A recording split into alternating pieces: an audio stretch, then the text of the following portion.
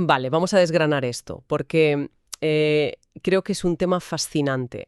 Normalmente, a ver, cuando pensamos en el cuerpo humano, hay como una expectativa de precisión casi mecánica. O sea, si alguien se rompe un brazo, pues te hacen una radiografía, ves esa línea blanca dentada, el médico te la señala y ya está. Claro, ahí está el problema. Claramente delimitado. Exacto. A la mente humana le encanta esa claridad clínica, esa cosa de poder ver y categorizar el daño de un solo vistazo. Nos reconforta un montón. Sí, sí, es una visión muy atractiva por lo binaria que resulta, a fin de cuentas. O el hueso está roto o no lo está. O hay una infección celular o tienes tejido sano. No hay mucho margen para la interpretación. Pero claro, cuando damos el salto de la biología pura a la psicología de la emoción, que es lo que nos toca hoy con este capítulo 8 de nuestro texto de referencia, Teto. totalmente. Ya no hablamos de instintos primarios de supervivencia. O sea, no es el miedo ante un depredador o el asco ante comida en mal estado, que son cosas que nos vienen, digamos, de fábrica. Efectivamente, esas emociones primarias se expresan igual en el rostro de un oficinista en Madrid que en el de un cazador en el Amazonas. Son universales. Pero hoy entramos en un terreno donde la mente se convierte en la arquitecta de su propio sufrimiento. O de su propio alivio, claro. Y eso es porque empezamos a lidiar con las emociones secundarias. Estas no son respuestas reflejas, sino procesos muchísimo más lentos y, bueno, más sofisticados. Son el fruto directo de nuestro desarrollo cognitivo, ¿verdad? Exacto. Y de la socialización. O sea, no tienen una expresión facial universal porque, en realidad, son actitudes cognitivas complejas. Son como los filtros a través de los cuales decidimos, a menudo de forma totalmente inconsciente, procesar la realidad que nos rodea. Pues en nuestra inmersión profunda de hoy, la misión es precisamente explorar cómo se construyen exactamente esos filtros. Y vamos a ver cómo una simple actitud mental puede alterar drásticamente nuestra biología. O sea, cómo una amenaza puramente imaginaria puede literalmente destrozar nuestro sistema cardiovascular. Es un viaje alucinante, te lo aseguro. Y para entenderlo, creo que tenemos que adentrarnos primero en la emoción más destructiva de todas, que es la hostilidad. Empezar por la hostilidad es clave, sí, porque ilustra de una manera brutal el impacto fisiológico que puede tener un sesgo cognitivo. A ver, clínicamente, la psicología separa de forma muy estricta lo que se conoce como la tríada AHI. Agresión, hostilidad e ira, si no me equivoco. Eso es. En el lenguaje cotidiano las mezclamos constantemente, pero sus mecanismos son súper distintos. La ira, por ejemplo, es un estado emocional agudo, una activación afectiva pasajera. Te enfadas y ya está. Vale, una reacción a algo puntual. Claro. Luego la agresión es la manifestación conductual, es decir, el acto físico o verbal de causar daño. Pero la hostilidad carece de esa inmediatez. Es puramente una actitud cognitiva sostenida en el tiempo. A ver si lo entiendo bien. O sea, la ira sería como la chispa, la agresión sería la explosión de metralla, pero la hostilidad. Sí, La hostilidad sería como tener el sistema de alarmas de nuestra casa completamente estropeado. Es percibir a todo el mundo que se acerca a la puerta como si fuera un intruso armado. me encanta esa comparación. Es que es evaluar todo el entorno con cinismo, con desconfianza, incluso cuando no hay absolutamente ninguna provocación real. Esa analogía del sistema de alarmas da justo en el clavo, la verdad. Las variables cognitivas que definen la hostilidad son precisamente esas: el cinismo, la desconfianza y, sobre todo, la denigración sistemática de los demás. Madre mía, qué desgaste. Un individuo hostil asume por defecto que las intenciones ajenas son egoístas o maliciosas, ¿sabes? No requiere de un estímulo externo real que le provoque ira. Su propio filtro cognitivo es el que genera la amenaza de la nada. Es como llevar una lente oscura que nunca se quitan. Exactamente. Y llevar esas gafas oscuras todo el día exige un peaje físico brutal. Ya, claro. De hecho, gran parte de la investigación moderna sobre la hostilidad despegó, según leo aquí, por su conexión directa con las enfermedades coronarias, sobre todo al estudiar el famoso patrón de conducta tipo A. Ah, sí, Friedman y Rosenman. Eso, ese perfil hipercompetitivo de personas que viven en una lucha crónica contra el reloj, siempre acelerados. Pues mira, durante décadas los cardiólogos asumieron que era el estrés general de esa ambición desmedida lo que provocaba los infartos. Pensaban que trabajar demasiado mataba. Lógico pensarlo, la verdad. Pero investigaciones posteriores aislaron las variables y descubrieron algo flipante. El exceso de trabajo o la competitividad por sí solos no eran el patógeno real. Ah, no. No, no. El componente verdaderamente tóxico de ese patrón, el que te destroza las arterias, es la hostilidad. O sea que el problema no es querer abarcar mucho trabajo, sino hacerlo creyendo que todo el mundo intenta sabotearte constantemente. Eso es. Y claro, esto provoca una hiperreactividad cardiovascular extrema. Dispara la presión arterial, libera torrentes de catecolaminas en la sangre. ¿Pero por qué el cerebro permite este desgaste continuo? O sea, ¿qué falla a nivel neurológico para que la persona no pueda simplemente apagar esa alarma defectuosa de la que hablábamos? Pues el mecanismo subyacente apunta a un déficit en el sistema de frenado del cerebro. A ver, explícame eso. Los estudios neurológicos muestran que la hostilidad está fuertemente correlacionada con niveles bajos de serotonina en el sistema nervioso central. Vale, la serotonina, la famosa hormona esta. Sí, que actúa, entre otras cosas, como un freno inhibitorio sobre estructuras como la amígdala. Y la amígdala es nuestro centro de procesamiento del miedo y las amenazas. Entiendo. O sea que si no hay suficiente serotonina... La amígdala se vuelve hiperactiva. El cerebro pierde la capacidad de inhibir la respuesta de alarma ante estímulos sociales que son ambiguos o inofensivos. ¡Qué barbaridad! O sea que el cuerpo se inunda constantemente de adrenalina por culpa de esto. Y eso, a largo plazo, acelera de forma dramática el proceso aterosclerótico. Te va taponando las arterias. Es decir, que una guerra imaginaria que mantenemos a base de desconfianza termina bloqueando arterias reales. Es fuertísimo. Es muy bestia, sí. Pero, a ver, si la evolución ha permitido que nuestro cerebro tenga esta capacidad de envenenarse interpretando amenazas donde no las hay, supongo que tiene que existir algún mecanismo de compensación. Claro que lo hay. Una vía neurocognitiva para desactivar rápidamente esas falsas alarmas antes de que nos maten de puro agotamiento, digo yo. Y ese mecanismo compensatorio es lo que la psicología define como la emoción hilarante, o lo que todos llamamos comúnmente, bueno, el humor. ¿El humor? Qué curioso. Es el reverso exacto de la hostilidad. Fíjate, si la hostilidad es detectar daño y peligro donde no existe, el humor es el proceso cognitivo de percibir una incongruencia, un error o un absurdo y evaluar instantáneamente que no representa ninguna amenaza. O sea, el cerebro recibe información que rompe sus esquemas, se confunde por un milisegundo, tensa los músculos preparándose para un posible impacto Sí, se pone en guardia. y de repente la corteza prefrontal evalúa el contexto y dice: falsa alarma, chicos, esto es inofensivo. Exacto. Y la recompensa física por esa resolución cognitiva tan rápida es la risa. Es un proceso de reevaluación rapidísimo. ¡Qué fascinante! Para que surja lo hilarante, la absurdidad es necesaria, pero ojo, no es suficiente. Si el absurdo resulta ser una amenaza real, la reacción será de miedo o ira. Claro, si ves algo raro y resulta que es un león de verdad, no te ríes. Obviamente no. Y si es un absurdo irresoluble que nos genera incertidumbre prolongada, pues provocará ansiedad. Solo cuando el cerebro procesa esa incongruencia dentro de un, digamos, entorno de juego, completamente libre de peligro, ahí es cuando se activa el alivio humorístico. Me fascina cómo este proceso no ocurre en el vacío, ¿sabes?, sino que es extremadamente permeable a nuestro entorno. La investigación que estamos analizando muestra que factores externos pueden hackear este sistema, Totalmente. reduciendo la cantidad de incongruencia que hace falta para que el cerebro decida reírse. Y el ejemplo más evidente de esto es el impacto de la presión social. Y bueno, la famosa risa enlatada de las series de televisión. Es que la presencia de otros es el mayor modulador de esta emoción.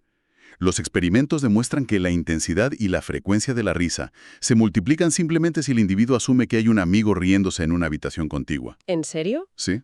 Solo con pensarlo. Sí. Se produce un fenómeno de facilitación social. Y a nivel químico, fíjate, sustancias como el alcohol o el óxido nitroso, el famoso gas de la risa, Ah, claro. lo que hacen es funcionar anestesiando parcialmente esos filtros de rigidez cognitiva, bajando drásticamente el umbral para percibir algo como hilarante. Claro. Apagan temporalmente nuestro lado más analítico, nos relajan. Eso es. Pero mecánicamente, ¿por qué esa resolución inofensiva de la que hablábamos antes nos relaja tanto? O sea, quiero decir, si la risa es esencialmente una serie de espasmos respiratorios, esas expiraciones forzadas que forman el jaja y contracciones del músculo cigomático en la cara, Sí, a nivel muscular es bastante activo. pues por eso, porque tiene un impacto tan profundo en nuestro estado de tensión a nivel global del cuerpo. Porque provoca una inhibición masiva del tono muscular general. Piénsalo así. Si la hostilidad y el estrés preparan la musculatura para luchar o huir, la risa exige físicamente lo contrario. Anda. Durante una carcajada genuina se experimenta debilidad muscular. Es anatómicamente incompatible mantener una postura defensiva y rígida mientras te ríes a carcajadas. O sea, que nos deja físicamente desprotegidos. Literalmente. Por eso el humor actúa como un desensibilizador sistemático y es la emoción prosocial por excelencia. Fomenta la confianza mutua, porque piénsalo, no puedes reírte genuinamente con alguien a quien percibes como una amenaza inminente. ¡Qué bueno! Es el pegamento de la afiliación social, claro. Exacto. Pero, claro, a ver, el humor nos da sacudidas rápidas de alivio, ¿no? Como picos de afecto positivo a corto plazo. Y el cerebro humano es muy ambicioso. Siempre busca sostener los estados que le benefician. Siempre queremos más. Claro, la pregunta lógica entonces es ¿cómo transitamos de la risa momentánea a un estado positivo que sea prolongado? Y ahí es donde entramos en el territorio más complejo de la psicología humana, que es el bienestar subjetivo. O lo que todos llamamos felicidad. Exacto, la ansiada felicidad. Lo que hace que el bienestar subjetivo sea tan pero tan difícil de estudiar es su propia naturaleza asimétrica. O sea, a diferencia del miedo, donde un depredador genera una respuesta universal en todos nosotros, Claro, todos corremos. pues no existe un solo evento externo que garantice la felicidad en todos los seres humanos por igual. Los investigadores señalan algo muy curioso, y es que un científico puede alcanzar su pico de bienestar subjetivo aislando una secuencia genética en el laboratorio. Un trabajo de años. Sí. Mientras que otra persona puede alcanzar exactamente el mismo estado interno de felicidad reventando las burbujas de plástico de un embalaje. ¿Qué me dices? O sea que todo depende puramente de la evaluación interna. Totalmente. Y aquí es donde el concepto de criterios normativos lo explica todo.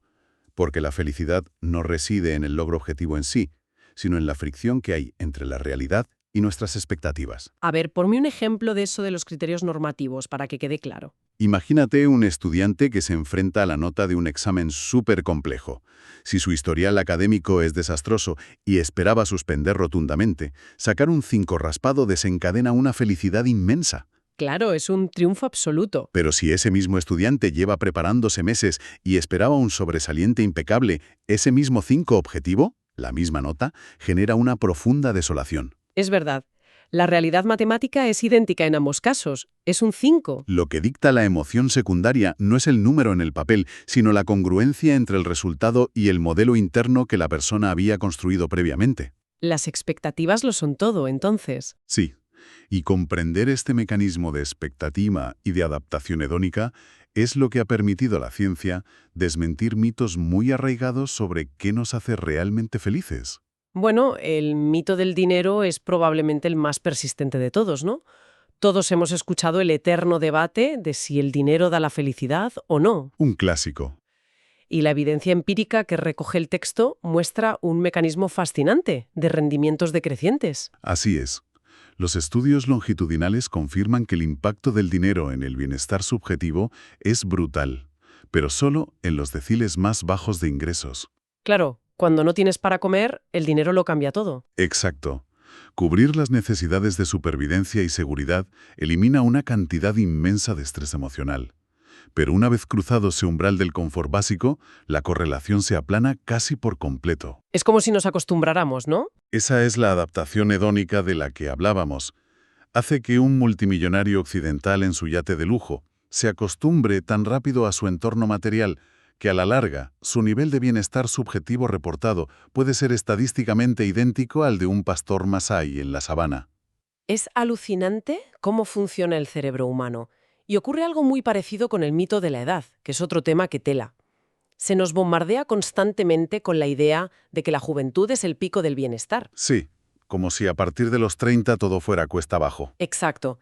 Que envejecer es un proceso inevitable de amargura y declive emocional.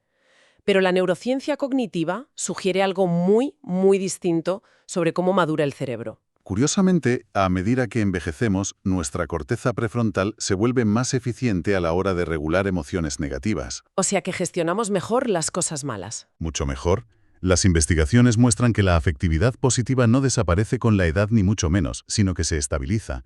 De hecho, los adultos mayores puntúan consistentemente más bajo en reactividad ante la ira o la ansiedad. Ah, qué interesante.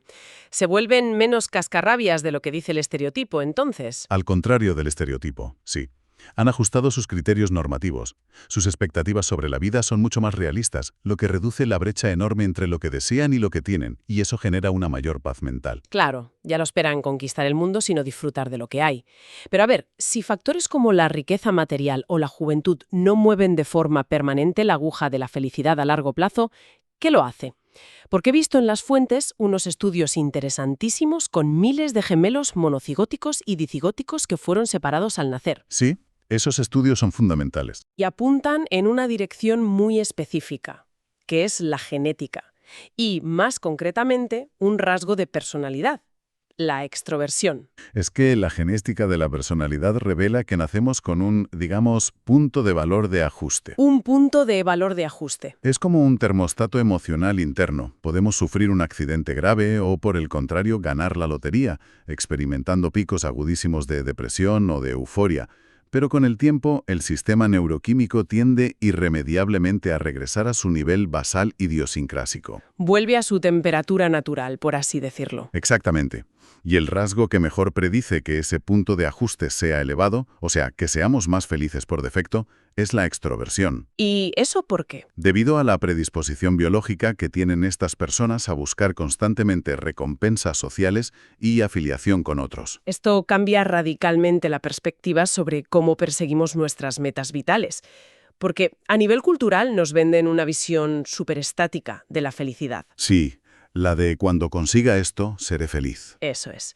Seremos felices el día que compremos la casa o el día que nos den el gran ascenso en el trabajo. Pero las teorías télicas, que estudian precisamente los mecanismos cognitivos detrás de los objetivos, nos advierten sobre el vacío enorme que suele seguir a esos hitos. El famoso bajón postdoctoral, por ejemplo. Porque el cerebro está diseñado para la resolución continua de problemas, no para la contemplación estática. O sea, no le gusta estar parado admirando el paisaje. Para nada. El verdadero bienestar subjetivo, según estas teorías télicas, no emana del instante concreto en que se alcanza la meta, sino del estado de flujo durante todo el proceso. El estado de flujo, qué concepto tan bonito. Es la autoeficacia percibida. El sentir que nuestras habilidades se equilibran perfectamente con el desafío que estamos enfrentando en tiempo real. Eso es lo que mantiene encendido a tope el circuito de recompensa. La meta alcanzada, paradójicamente, marca el fin de ese flujo cognitivo. Es como disfrutar del viaje en vez del destino. Literalmente. Literal. Vale, pues si la extroversión, la interacción social constante y la persecución compartida de metas son los mayores propulsores neurobiológicos de la felicidad, resulta bastante evidente hacia dónde nos lleva esto. Al último bloque. El mayor estabilizador emocional del ser humano tiene que ser, por fuerza, la máxima expresión de ese vínculo social, el amor. Evolutivamente, el amor no es un lujo romántico sacado de un poema. Es un mecanismo de supervivencia innegociable. Innegociable. Su función adaptativa es garantizar la cohesión de nuestra red social, la protección mutua y, en última instancia, la perpetuación de la especie. Y la psicología ha invertido décadas, muchísimas décadas, intentando diseccionar la mecánica de esta experiencia que parece tan inefable. Sí, y el modelo de Sternberg es uno de los mapas más rigurosos para entenderlo, según veo. Quiero entender bien la mecánica de ese modelo, el famoso triángulo del amor. Sí, es un clásico en psicología. Sternberg postula 3 componentes básicos: pasión, intimidad y compromiso. Vale, pero la dinámica temporal de cada uno de estos 3 es completamente distinta, ¿no? La pasión, por ejemplo, que es ese deseo físico y esa ofuscación mental abrumadora del principio, se dispara rapidísimo. Sube como un cohete. Pero claro, porque el cerebro no puede mantener ese nivel de intensidad indefinidamente. Sería lo ideal. Sería agotador. Es por una cuestión de puro agotamiento neuroquímico y de adaptación de los receptores. Durante la fase aguda de la pasión, el cerebro se inunda de dopamina y noradrenalina, generando un estado que es, a nivel biológico, muy similar a una adicción. Madre mía. Un enganche total. Un enganche literal. Pero el sistema nervioso no puede tolerar ese gasto energético tan extremo ni esa sobreexcitación perpetua sin sufrir daños reales. Así que, como mecanismo de defensa, se produce una regulación a la baja de los receptores. Nos habituamos. O sea que el cuerpo apaga los receptores para no fundirse. Exacto. La pasión decae biológicamente porque el cuerpo necesita recuperar su homeostasis, su equilibrio natural. Entiendo. Pero mientras la pasión sufre ese declive químico que parece inevitable, los otros dos pilares tienen trayectorias opuestas, ¿verdad? Sí, son mucho más lentos. La intimidad, que es la cercanía emocional y la confianza profunda, requiere ciclos repetidos de vulnerabilidad mutua, de contarse secretos y apoyarse, por lo que su crecimiento es mucho más gradual antes de estabilizarse. Va subiendo poquito a poco. Y el compromiso es directamente una decisión ejecutiva del lóbulo frontal, un proceso cognitivo de voluntad para mantener el vínculo a pesar de que esa dopamina inicial de la que hablábamos ya haya desaparecido. Y es la proporción exacta de estas tres fuerzas la que genera las diferentes tipologías relacionales que vemos en la sociedad. A ver, Por ejemplo, una combinación exclusiva de pasión, sin nada de intimidad ni compromiso, ¿es un simple encaprichamiento? lo típico de un amor de verano. Eso es. Si existe intimidad profunda y un compromiso sólido, pero la pasión neuroquímica ya se ha desvanecido casi por completo, estamos ante lo que se llama amor compañero. Es muy típico de matrimonios de larga duración, que se llevan muy bien, pero ya no hay chispa. Ya veo. Y bueno, alcanzar y sostener los tres componentes simultáneamente, pasión, intimidad y compromiso, es lo que se cataloga como amor pleno o amor perfecto. Y es el equilibrio, lógicamente, más difícil de mantener en el tiempo. Un momento. Fíjate, todo este triángulo, la pasión, las decisiones de compromiso a largo plazo, todo esto es sumamente útil para analizar una relación romántica de pareja. O sea, suena muy a novela moderna. Sí, es el enfoque habitual. Pero si miramos esto desde el prisma de la psicología evolutiva que mencionabas al principio, ¿no es una visión muy limitada reducir el mecanismo del amor a un romance conyugal? O sea, ¿qué pasa con el instinto primario de protección de una madre hacia su hijo? ¿No es eso amor también? Es una excelente apreciación. Y la psicología evolutiva te da toda la razón en esto. De hecho, el amor romántico adulto es evolutivamente secundario. ¿Ah, sí? Sí.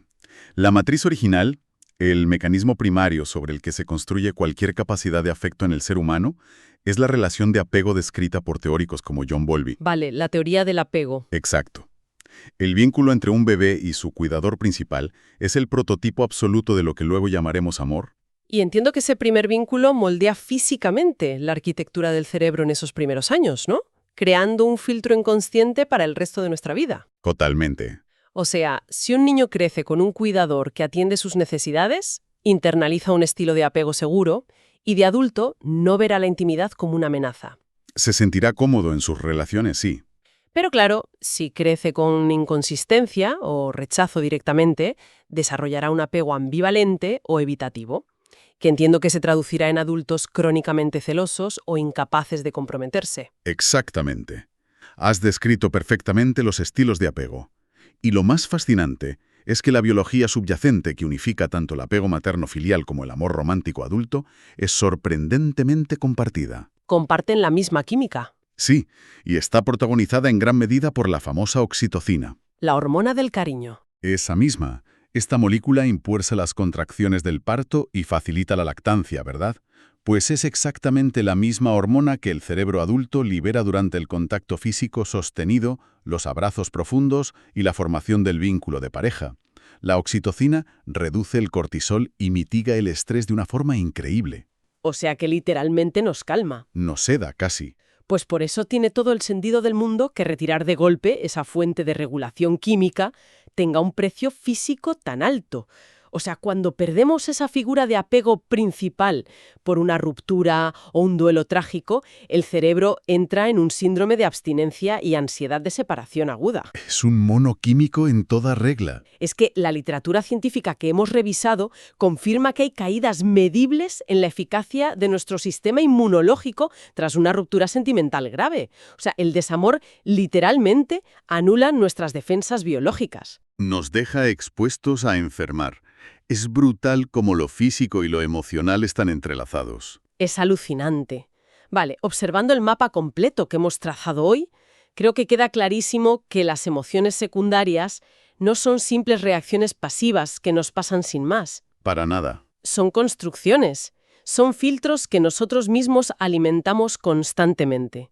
Si permitimos que el cinismo secuestre nuestro sistema, la hostilidad terminará dañando físicamente nuestras arterias. Sí, literal. Si aprendemos a reencuadrar el absurdo como algo inofensivo, el humor relajará nuestra musculatura. Y nos unirá a los demás. Exacto. Y si ajustamos nuestras expectativas y encontramos valor en el flujo continuo del proceso, cultivamos la felicidad. Y finalmente, si comprendemos nuestra propia historia de apego, podemos equilibrar el compromiso y la intimidad para tejer el amor. Son mecanismos adaptativos increíbles. Una maquinaria perfecta. Pero, a ver, si conectamos esto con el panorama general actual, surge una reflexión crítica bastante importante. Hemos visto que tanto nuestro nivel de hostilidad como nuestro bienestar subjetivo dependen enormemente de nuestros criterios normativos. De las expectativas. Sí, de las expectativas que formamos sobre nuestro entorno y, sobre todo, sobre cómo evaluamos las intenciones ajenas. Y fíjate, estaba pensando ahora mismo en que vivimos en un entorno digital diseñado algorítmicamente para alterar esas expectativas a cada segundo. Las redes sociales, claro. Exacto. Nos bombardean con vidas perfectas, inalcanzables, que destrozan nuestros criterios de felicidad y, mientras tanto, nos exponen a constantes interacciones ambiguas, a sarcasmo descontextualizado que dispara nuestro sentido de amenaza social. Nos tienen en alerta constante. En este ecosistema hiperconectado, la gran duda es si estamos atrofiando nuestra capacidad para calibrar la realidad. O sea, ¿podríamos estar programándonos colectivamente para interpretar cada desacuerdo como una afrenta personal, alimentando esa hostilidad crónica que acelera nuestro pulso, en lugar de buscar ese entorno de juego inofensivo y ese humor absurdo que tanto necesita nuestra biología para sobrevivir?